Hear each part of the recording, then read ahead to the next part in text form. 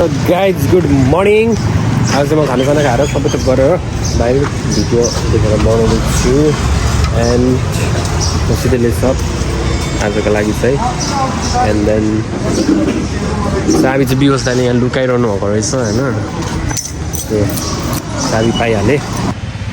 So guys हिजो चाहिँ हामीले यताको त चेन्ज गरेको छैन, यता चाहिँ हल्का होइन चेन्ज गरेर आएको छ अलिकति मेरोमै यस्तो टाइपमा।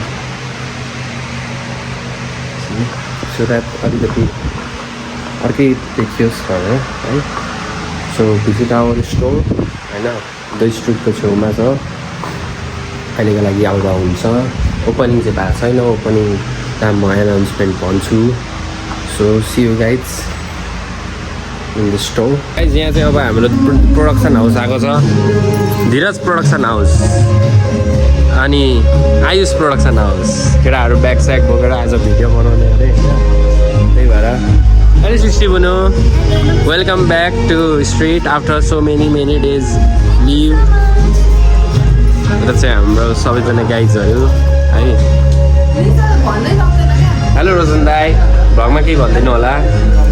भ्लगमा के भन्नु छ भने हाम्रो काटा के पनि होइन, केही होइन अरे, केही नै होइन, के होइन गाइस, के पनि होइन guys.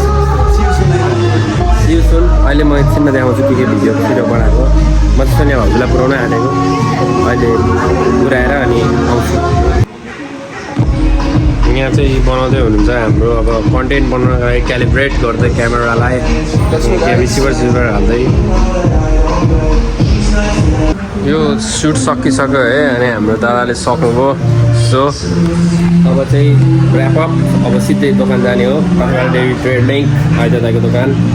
Okay guys see you there. Shoot सक्यो होइन, अब यहाँ दाईहरू प्याकअप हान्दै गरेको बेला छाता आउनुपर्छ।